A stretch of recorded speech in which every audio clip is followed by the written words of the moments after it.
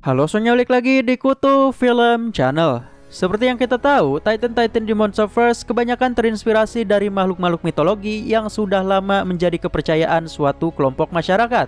Contohnya seperti Titanus Scylla yang berasal dari mitologi Yunani, Titanus Leviathan dari Norwegia, Titanus Tiamat dari Babilonia, dan lain-lain. Di Indonesia, ada juga makhluk-makhluk mitologi yang keberadaannya memang pernah dianggap ada, dan beberapa diantaranya menjadi makhluk sakral di beberapa daerah sampai saat ini, yang bahkan salah satunya menjadi lambang negara Indonesia, yaitu Garuda. Jadi kali ini Kutu Film akan membahas makhluk-makhluk mitologi yang ada di Indonesia yang sangat pas jika dijadikan karakter-karakter monster di film-film monster ala Indonesia. Tapi bukan film-film TV Indosiar ya, kita bicara soal layar lebar. Tapi silahkan di subscribe dulu biar kalian gak ketinggalan info-info seputar film Godzilla dan dunia kaiju lainnya. Oke, lanjut.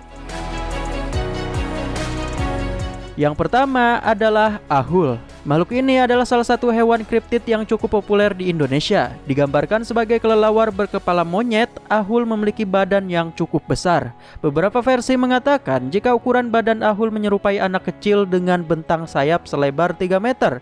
Ia memiliki tubuh berwarna keabu-abuan dengan bulu-bulu yang menutupi sekujur tubuhnya. Dengan mata dan cakar besarnya, pendeskripsian Ahul ini sekilas mirip dengan Titan yang ada di Monsterverse, yaitu Kamazots. Terlepas dari hal itu, masyarakat di Pulau Jawa meyakini jika habitat Ahul berada di wilayah hutan-hutan Pulau Jawa, salah satunya di sekitar Gunung Salak di Bogor. Hal ini diyakini setelah kemunculannya pada 1925 yang diceritakan oleh seorang naturalis Dr. Ernest Bartels. Dr. Ernest saat itu sedang melakukan penelitian pada suatu spesies burung hantu raksasa di kaki Gunung Salak. Alangkah terkejutnya ia, ternyata yang ditemuinya adalah sosok kelelawar besar dengan suara raungan berbunyi Ahul, Ahul, Ahul. Ya, seperti itulah bunyinya. Nah, dari situlah asal-usul pemberian nama Ahul untuk makhluk ini. Makhluk berikutnya adalah Aul. Sekilas nama makhluk ini hampir mirip ya dengan Ahul. Namun makhluk mitologi kali ini lebih dikenal sebagai werewolf-nya Indonesia atau manusia serigala. Aul adalah salah satu makhluk mitologi yang berasal dari Jawa Tengah, atau tepatnya di sekitar lereng Gunung Slamet. Warga sekitar meyakini jika Aul awalnya adalah seorang manusia biasa yang memiliki suatu ilmu kebatinan. Ilmu ini dipercaya mampu menyatukan bagian tubuh seseorang walaupun sudah dipotong.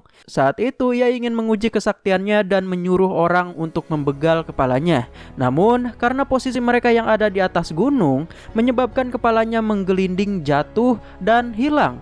Alhasil, orang yang memotong kepala tersebut bergegas mencari kepala lain dan menggantinya dengan kepala serigala yang mereka temukan di tempat tersebut. Sampai saat ini, warga di sekitar Gunung Slamet masih meyakini keberadaan makhluk ini. Mereka percaya jika Aul sesekali turun gunung untuk memangsa hewan ternak warga.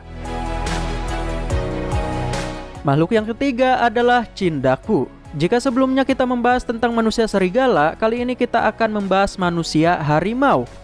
Pasreng anjing. Mulai masih anjing.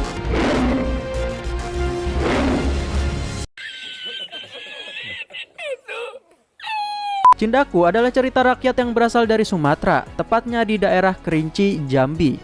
Hampir sama dengan Aul, Cindaku juga memiliki tubuh manusia dengan kepala binatang harimau. Cindaku diceritakan adalah seorang manusia yang memiliki kekuatan magis untuk berubah bentuk menjadi setengah harimau.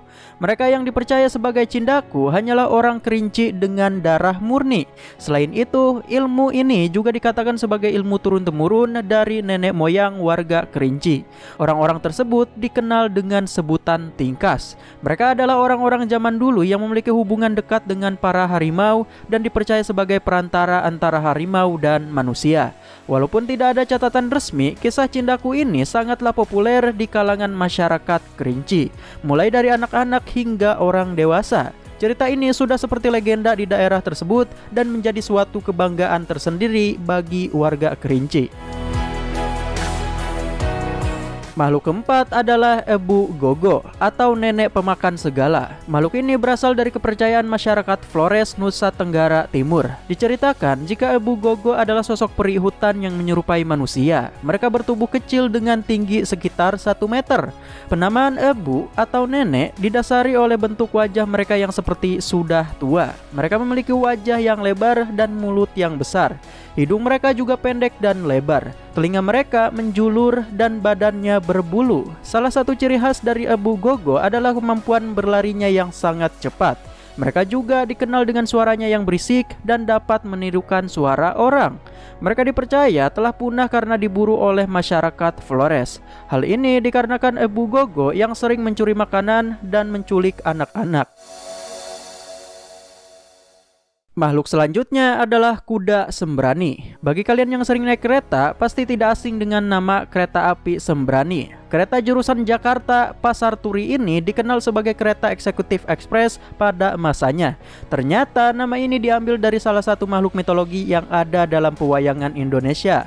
Hampir mirip dengan Pegasus dalam cerita Hercules. Sembrani juga merupakan sosok kuda terbang yang berasal dari Indonesia. Dalam pewayangan, Sembrani juga digambarkan sebagai tunggangan Batara Wisnu. Sementara dalam cerita masyarakat Jawa, Sembrani merupakan tunggangan para raja dan senopati. Ia dipercaya memiliki kekuatan mistis sehingga dapat mengantarkan para raja dan senopati tersebut ke suatu tempat yang jauh hanya dalam waktu yang singkat.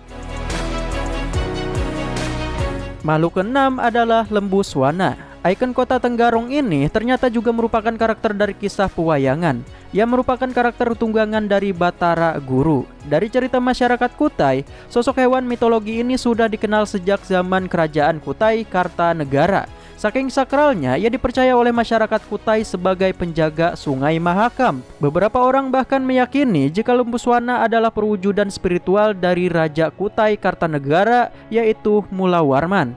Hewan ini digambarkan sebagai sosok singa dengan mahkota dan belalai. Ia juga memiliki sayap mirip Garuda dan tubuh yang bersisik seperti naga. Lambang singa bermahkota ini dipercaya mewakili keperkasaan raja dan keberanian, sedangkan belalai mewakili Dewa Ganesha sebagai simbol kecerdasan.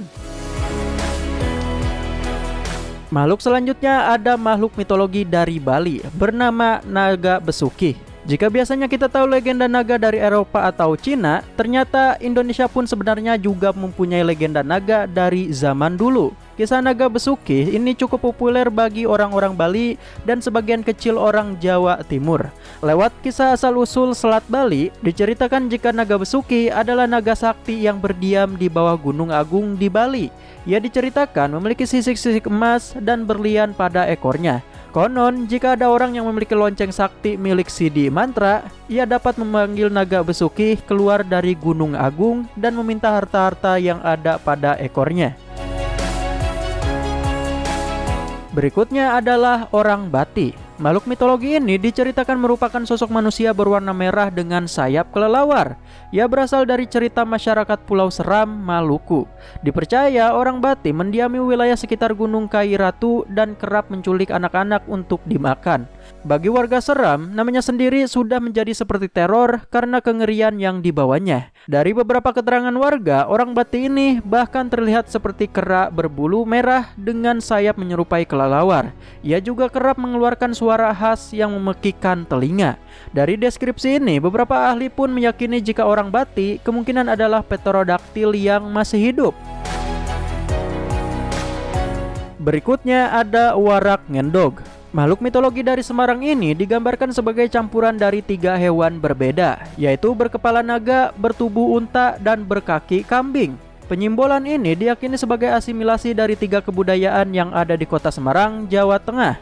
Naga menyimbolkan etnis Tionghoa, unta dari Arab, dan kambing sebagai simbol bagi orang Jawa. Biasanya boneka hewan ini akan diarak pada sebuah festival untuk menyambut bulan Ramadan di kota Semarang. Kata warak sendiri berasal dari bahasa Arab yang artinya suci, dan ngendog yang berasal dari bahasa Jawa yang berarti telur, yang menjadi simbol pahala. Secara singkat, warak ngendog dapat diartikan sebagai siapa saja yang menjaga kesucian di bulan Ramadan, kelak di akhir bulan akan menerima pahala pada hari Lebaran. Dan makhluk yang terakhir adalah Garuda. Ya, hewan mitologi ini mungkin adalah yang paling populer di antara semua hewan yang sudah kita bahas. Hal tersebut tentu tidak lepas dari fakta jika simbol negara kita yang terinspirasi dari hewan ini. Garuda sendiri sebetulnya adalah salah satu karakter yang sangat populer dalam dunia pewayangan. Ia diceritakan sebagai kendaraan Batara Wisnu, sama seperti kuda sembrani yang kita bahas sebelumnya. Ciri fisik dari Garuda sendiri digambarkan sebagai seorang manusia dengan kepala dan sayap elang. Ia juga memiliki ukuran tubuh yang sangat besar. Sampai-sampai dikisahkan ukuran tubuhnya dapat menutupi sinar matahari yang menerpa bumi. Ia juga digambarkan memiliki tubuh yang gagah dan kuat, sehingga karismanya sebagai penguasa langit kian terasa lewat penggambarannya. Selain dalam kisah pewayangan, Garuda juga ternyata ada dalam beberapa kepercayaan masyarakat seperti di Mesir, Hindu, dan Buddha. Mereka menggambarkan sosok Garuda dengan bulu keemasan, wajah putih, dan sayap yang berwarna merah. Tidak hanya di Indonesia, Garuda pun juga ternyata menjadi lambang kerajaan di Thailand dan lambang kota Ulan Bator di Mongolia. Oke, itu dia makhluk-makhluk mitologi yang ada di Indonesia. Makhluk mana yang menurut kalian pas jika dibuat filmnya, guys? Silahkan komentar di bawah ya. Terima kasih sudah nonton video ini. Silahkan klik like-nya jika kalian suka. Saya Kutu Film. See you in the next video.